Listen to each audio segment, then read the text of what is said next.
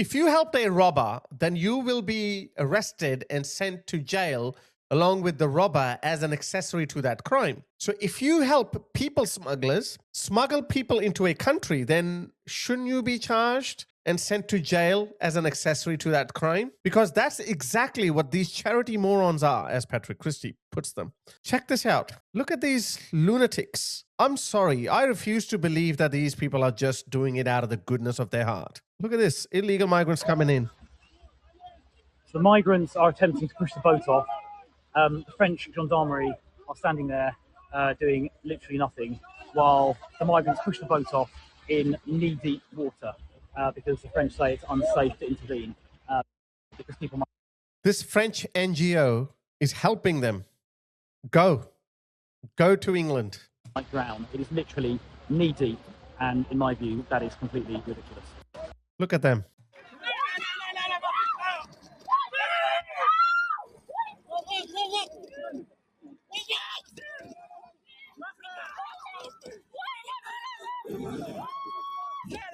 They kick these women off the boat and they're on their way.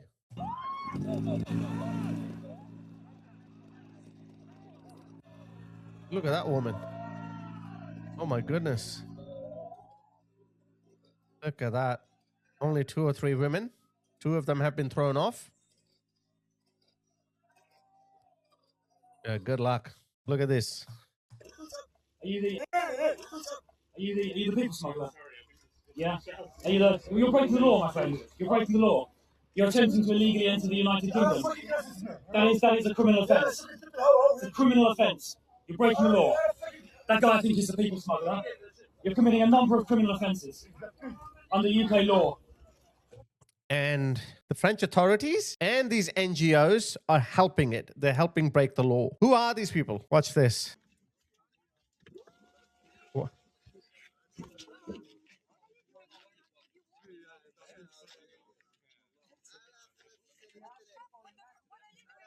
What are you doing here?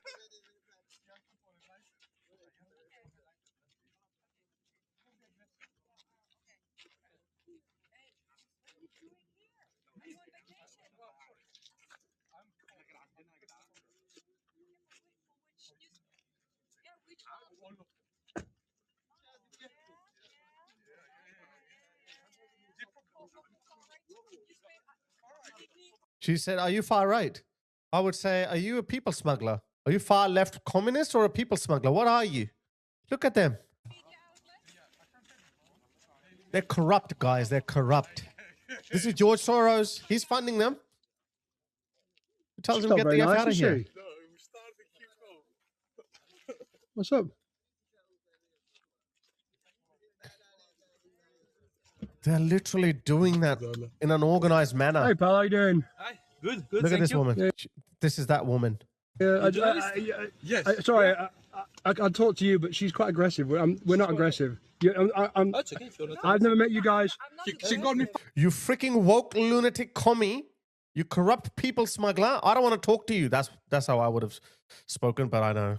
That's why I don't go to these places, because I'll lose it, guys. I'll lose it. Far right. Sorry, she was... You called me far right.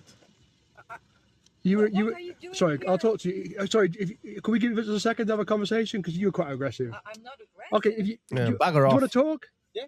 Okay, can you leave us alone for 2 minutes? Yeah, because I don't trust you, because you're violent. You're aggressive. Are you filming? Yes. Are you filming? Because you're already aggressive. I'm not trusting you. You're surrounded by men. Yes. Because I don't trust you. I don't trust you. You think I don't trust you. Go away.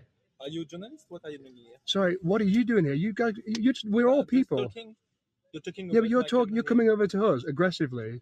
Don't take that tone of voice from me. Which are you? Who are you? Who are you to ask me? Okay, I'm French. What, you English? What are you doing here? here? He talked to me, so I talk to you. You know, I'm happy talking to you. You're sending these illegal migrants from your country to my country. That's why he's there. We were happy to. Opal Exil.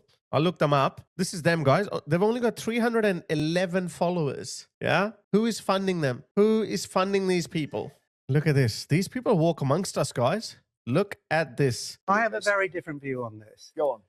Definition of madness, continuously trying to do something, doing the same thing and failing.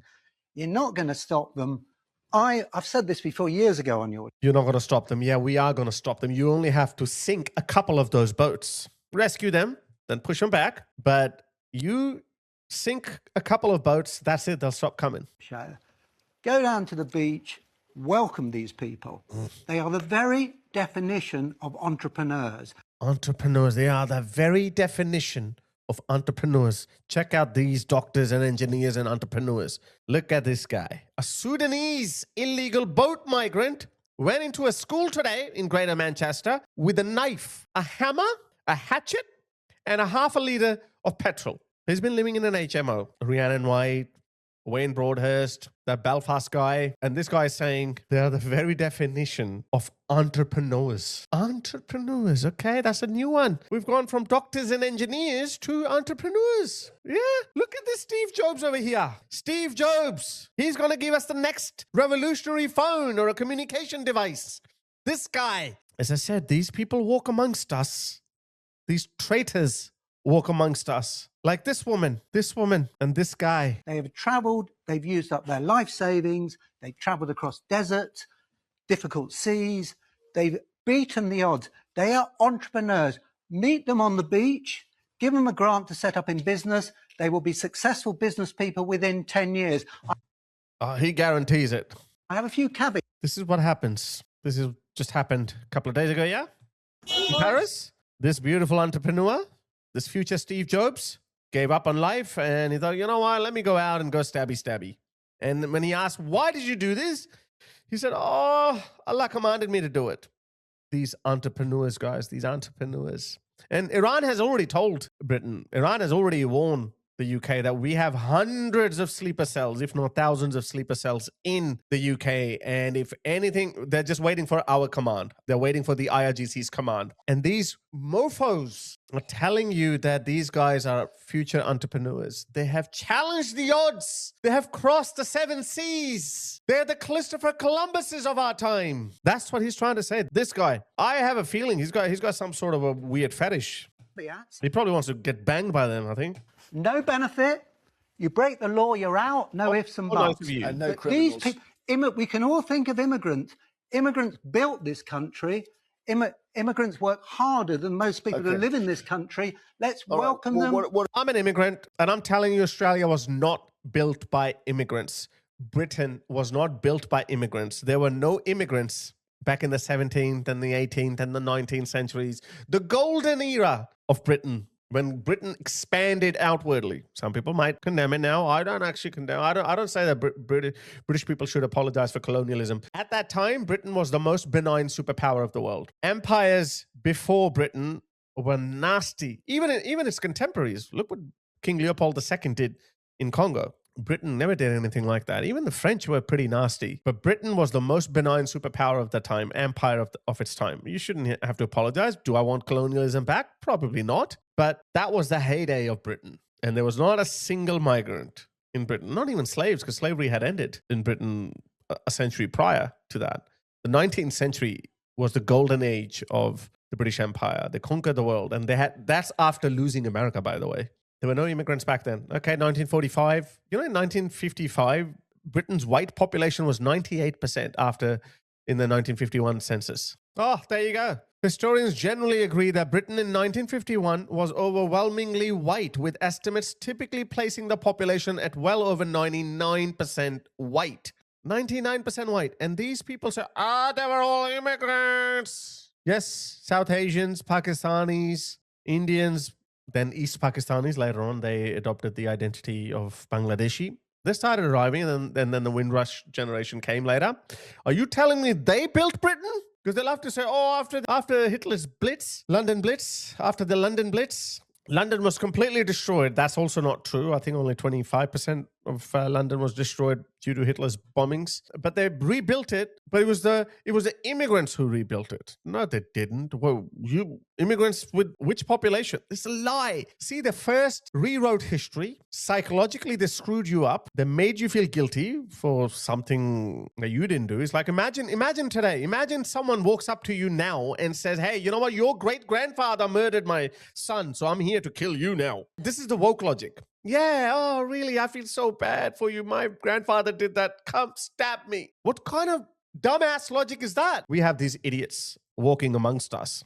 What about that? Just stop trying to prevent them coming here. And welcome them. Welcome them. I just think it is so unbelievably Retarded. Not wrong-headed. Retarded. wrong-headed. I Why? mean, This is so unbelievably retarded. Guys, another thing that I was thinking, look at this. So this is a statement that they gave, that NGO of that woman. We do not wish to respond to newspapers that contribute to the spread of xenophobic ideas in England and Europe. Thank you and have a wonderful day. Opal Exil spokesperson.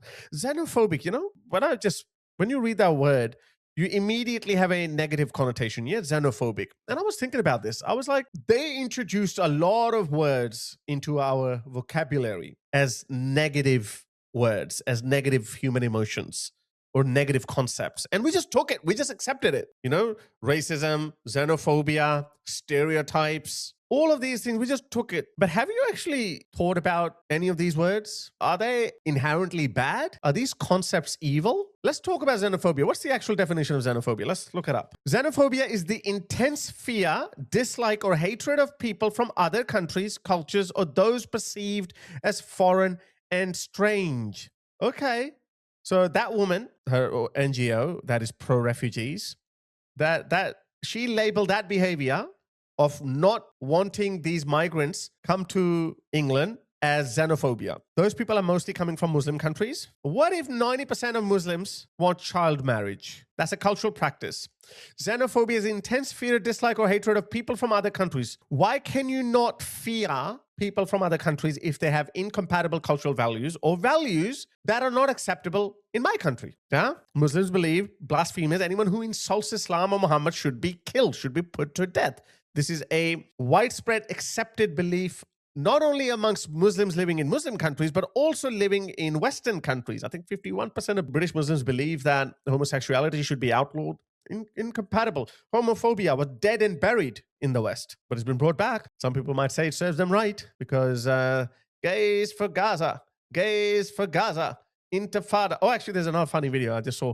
You know what happened in Germany? A Muslim man by the name of Abdul, how predictable, Abdul B plowed his car into a pride march. Just before that, this is what these gays for Gaza people were chanting. Just minutes before that Islamist plowed his car through them. Look at this. This this is hilarious. Check this out.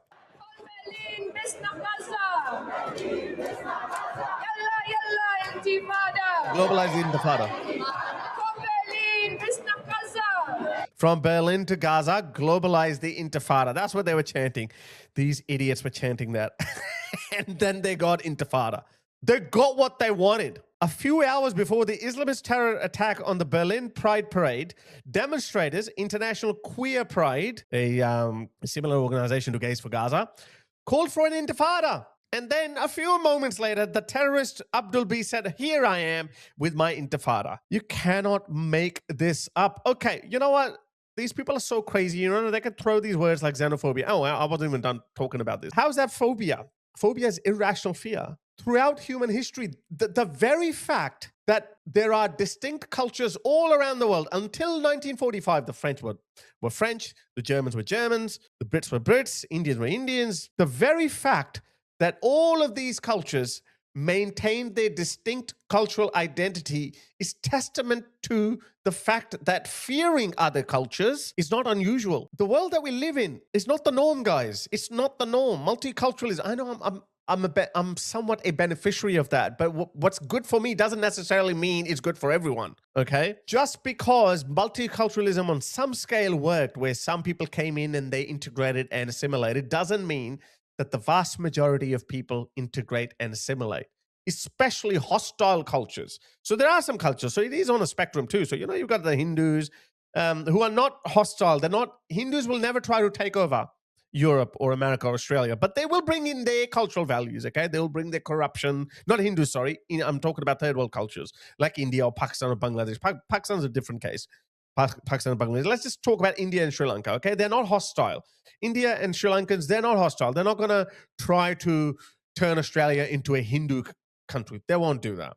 but they will bring their cultural practices. Some of them are hostile, some of them are repulsive, some of them are okay. Nobody cares. Diwali, whatever. But Indians will bring in their cultural values. Some of them will be compatible. Some will not be acceptable. Corruption is a big one. Okay, India exports a lot of corruption, and I know that any Indian will tell you that. But then there are hostile cultures, like Islam. It's the single most hostile culture. They will never stop until they have overtaken, until they have taken over everything. How much more evidence do you need? Well, no amount of evidence is going to change these idiots. Look at this idiot. They will keep telling you that.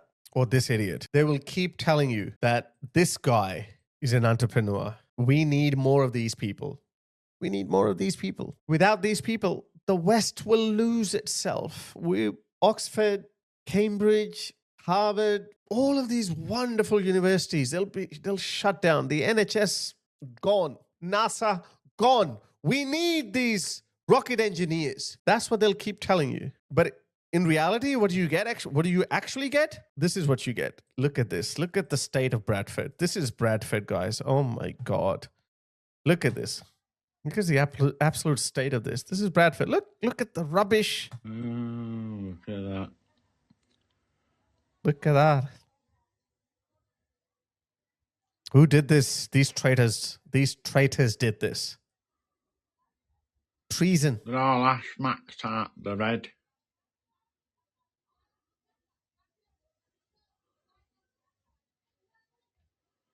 So these words that they introduce in our vocabulary, xenophobia, stereotype.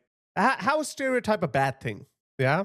How is stereotype a bad thing? If you say that, hey, I'm going to bring in 100 people from Afghanistan, you are well within reason. You're completely reasonable and rational to say, oh, if we bring in people from Afghanistan, we're going to bring in child marriage, FGM, oh no, not FGM, child marriage and honor culture, a lot of niqabs, a lot of misogyny. How's that stereotype when they would tell you themselves that this is who they are? Muslims tell you themselves that child marriage is a good thing. Look at this. This guy is trying to shame this guy that, hey, is that you? This Muslim is saying, no, a 9-year-old isn't always a child. Childhood is conditional and factor attribute dependent. And he's saying, yeah, so? Well, you trying to shame me? Yeah, that 9-year-old is not a child. Maki the Salafi, he lives in England. He's a British Muslim. How's that a stereotype? How is stereotype a bad thing? Like, you are identifying a common cultural practice. That is, so I don't know. I'm conflicted, guys. I think all of these words, we need to reestablish our relationship with all these labels that they had introduced into our vocabulary. Racism, I am a firm believer racism probably never existed, even back in the day. People reacted differently to people who look different because people would associate certain attributes to someone's appearance. Like, for example, if 200 years ago, if I went into Victorian England and I look like this, a brown person, and you're a normal British person, you would look at me, you'd say, oh, are you Indian? And you would think that, oh, Indians are polytheists, they do this and that, whatever you had heard about Indians. And some of those things you may like, some of those things you might dislike, and you would associate those things with me. And that's perfectly fine, because if I'm from India, of course I'm going to have those cultural attributes. Yeah? The only time stereotype can be negative is when you associate something with someone that is not true. But as I said, these things are true. Muslims believe in child marriage. They'll tell you themselves. Muslims believe in honor culture. Muslims believe in all FGM and stoning people. They believe hating homosexuals. They tell you it's true. So how is that bad? So based on these grounds, it's perfectly reasonable for you to hate those cultural practices. And by extension, obviously, you don't want those people in your country, which is perfectly fine for you to oppose the invasion of these people.